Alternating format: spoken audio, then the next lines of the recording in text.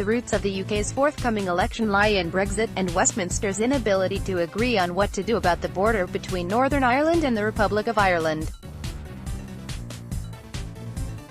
This issue will therefore be particularly central in campaigns for seats in Northern Ireland. Unionist parties oppose Boris Johnson's Brexit deal and, in particular, the suggestion that there would be a border in the Irish Sea after Brexit. Both the DUP and the Ulster Unionist Party (UUP) have denounced this as a grave threat to the Union and will be arguing as much over the coming weeks. However, data from our survey indicates that Unionist voters might not feel quite so strongly about this border proposal when it is packaged with other policy dimensions. Could the DUP have weakened its position by opposing Boris Johnson's Brexit deal? It has, since the last election, played a very powerful role in Westminster. Now it could even lose seats. The DUP is much more opposed to Johnson's Brexit deal with the EU than the one reached by his predecessor Theresa May, with its hated Irish backstop element.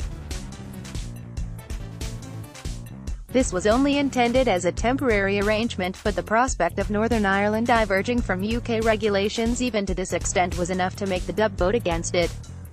Johnson's revamped deal potentially places a permanent customs border in the Irish Sea. From the DUP's perspective, it annexes Northern Ireland economically from Great Britain and pushes it closer to Ireland. DUP MP Sammy Wilson recently made some outlandish claims about the DUP winning many more seats in Westminster in this election, because opposition to the border is so strong. But what if the DUP is overestimating Unionist sentiment?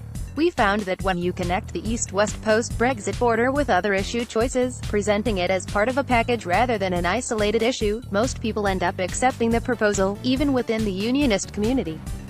The DUP has refused to back Johnson's Brexit deal, but voters might be more positive about it. It's clear that there is a large degree of Unionist opposition to such a border when it is presented by itself, but people become more flexible when mitigating factors are brought into the picture.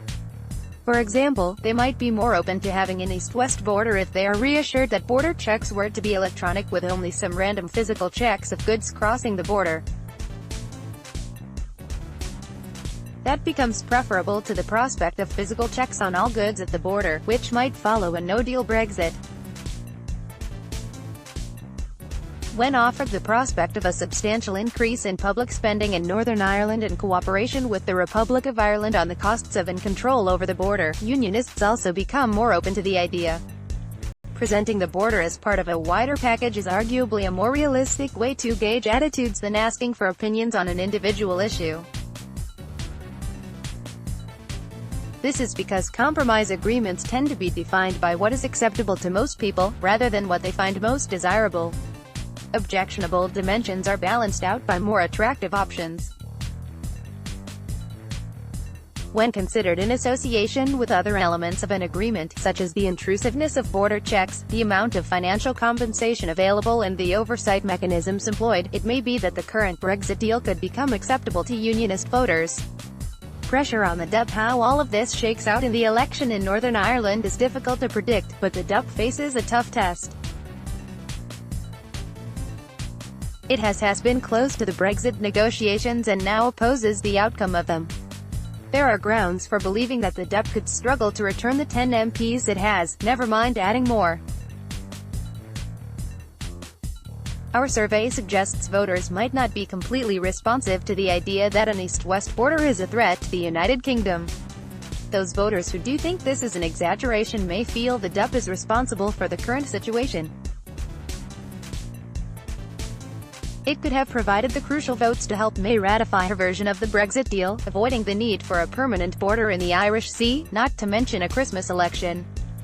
It is conceivable that such people might vote for the Ulster Unionist Party (UUP) or for the Resurgent Alliance Party instead of backing the DUP. And those who buy the argument that the current Brexit deal and prospect of a border in the Irish Sea presents an existential threat to the Union might well blame the DUP for delivering it. Indeed, Steve Aiken, the newly appointed leader of the UUP, has set out to make the DUP own the withdrawal agreement.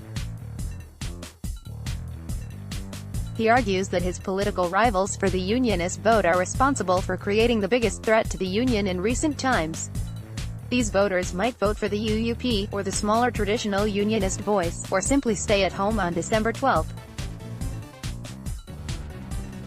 While the DUP faces competition from two directions, pro-Remain parties are striking electoral pacts to maximize their chances against it. Sinn Féin and the Social Democratic and Labour Party (SDLP) are cooperating to maximize the Remain vote in seats currently held by the Unionists. This will present a big challenge to Nigel Dodds, the leader of the DUP in Westminster, as he tries to hold on to his North Belfast seat. The party also faces strong challenges in South and East Belfast from the SDLP and Alliance Party respectively. Far from dramatically increasing its Westminster seats by opposing the Brexit deal, the DUP may be overemphasizing the issue and compromising its electoral prospects as a result. The data referred to in this article was also gathered by Edward Morgan-Jones, Laura Sudulik and Neophytos Loizides.